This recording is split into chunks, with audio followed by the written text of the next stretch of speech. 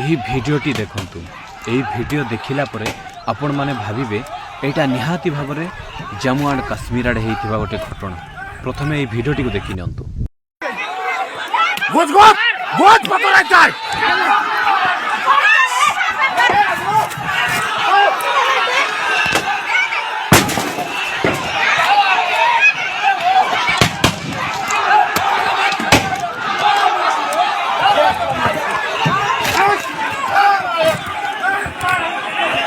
ଯେତେବେଳେ ନିରୀହ ଜନସାଧାରଣଙ୍କ ଉପରେ ବନ୍ଧୁକ ଗୁଳି ସହିତ ଆକ୍ରମଣ କରାଯାଏ, ସେହି ସମୟରେ ଆମେ ଆତଙ୍କବାଦୀମାନଙ୍କର କାର୍ଯ୍ୟକଳାପ ବୋଲି କହିଥାଉ ଏବଂ ଆତଙ୍କବାଦୀମାନଙ୍କର ଆକ୍ରମଣ ବୋଲି କହିଥାଉ।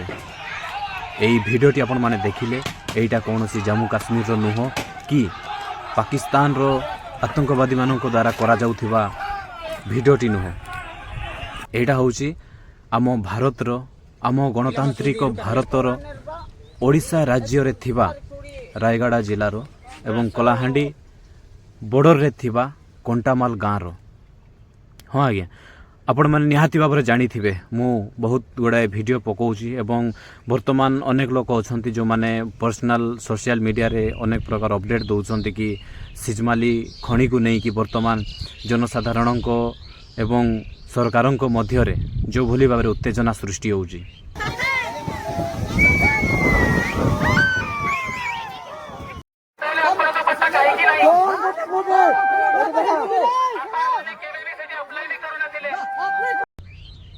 ଗତକାଲି 7 ତାରିଖ ଭୋର ସକାଳୁ 3ଟା-4ଟା ଆଡ଼େ କଣ୍ଟାମାଲ ଗାଁରେ ଯାଇକି ପୋଲିସ ମାନେ ଶୋଇଥିବା ଅବସ୍ଥାରେ ଲୋକମାନଙ୍କ ଉପରେ ଟିୟର ଗ୍ୟାସ୍ ପକାଇ ବ୍ଲାକ୍ ଫାୟାରିଂ କରିଛନ୍ତି।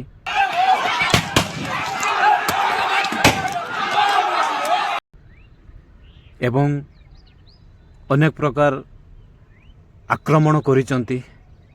ଯେଉଁ ଆକ୍ରମଣଟି ଗୋଟେ ପୋଲିସର, ଗୋଟିଏ ହୋମଗାର୍ଡ଼ର, ଗୋଟିଏ ଡିଫେନ୍ସ ଫୋର୍ସର ନୁହଁ। ଏହିସବୁ କାର୍ଯ୍ୟକଳାପ ଗୋଟେ ଆତଙ୍କବାଦର ପରିଚୟ ଦେଉଛି।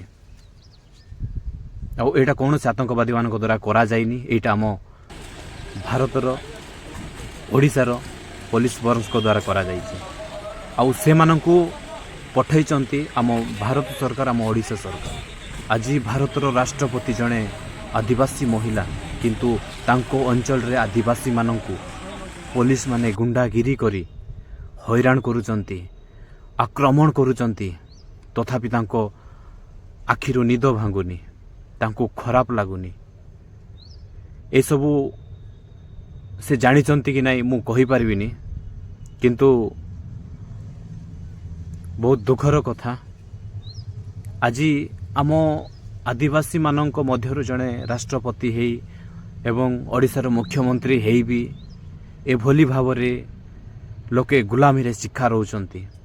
ଭାରତ ସ୍ୱାଧୀନତା ନ ହେବା ପୂର୍ବରୁ ଯେତେବେଳେ ଇଂରେଜ ଶାସନ ଚାଲିଥିଲା ଭାରତରେ, ସେହି ସମୟରେ ଅନେକ ପ୍ରକାର ଆଦିବାସୀ ଲୋକମାନେ ଆନ୍ଦୋଳନ କରିଛନ୍ତି ନିଜର ହକ୍ ପାଇଁ, ନିଜର ଜୀବନ ଜୀବିକା, ନିଜର ଜମି ପାଇଁ। ସେହି ସମୟରେ ଇଂରେଜ ସରକାର ଅନେକ ପ୍ରକାର ଅତ୍ୟାଚାର କରୁଥିଲା।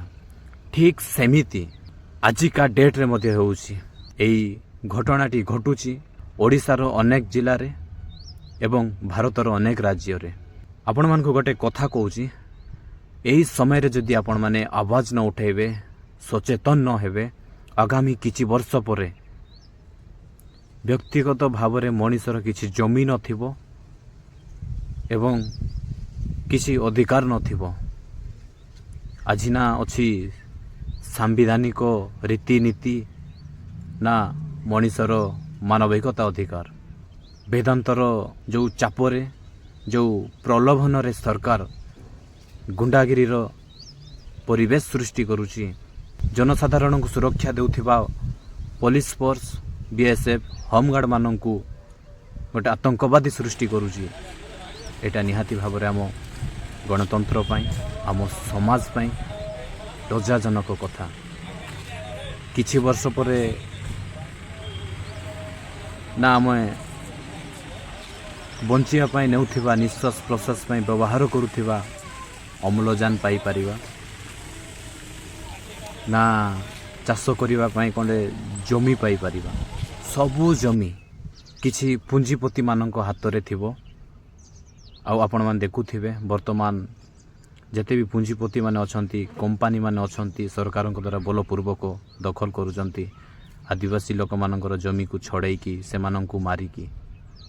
ଆଜ୍ଞା ସଚେତନ ହୁଅନ୍ତୁ ସମସ୍ତେ। ବର୍ତ୍ତମାନ ଫେସବୁକ୍, ଇନଷ୍ଟାଗ୍ରାମ, ୟୁଟ୍ୟୁବ୍ ଆପଣମାନଙ୍କ ପାଖରେ ଫ୍ରିରେ କିଛି କିଛି ଆୱାଜ ଉଠାନ୍ତୁ, ନିଜ ନିଜ ମଧ୍ୟରେ ସଚେତନ କରିବାର ବାର୍ତ୍ତା ଦିଅନ୍ତୁ।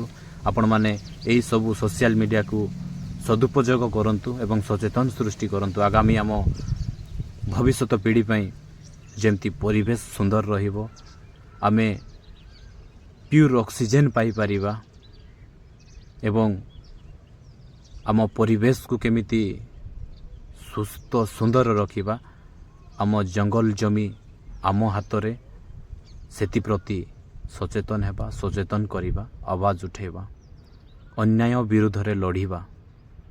ଜୟ ଆଦିବାସୀ, ଜୟ ହିନ୍ଦ, ଜୟ ଭାରତ।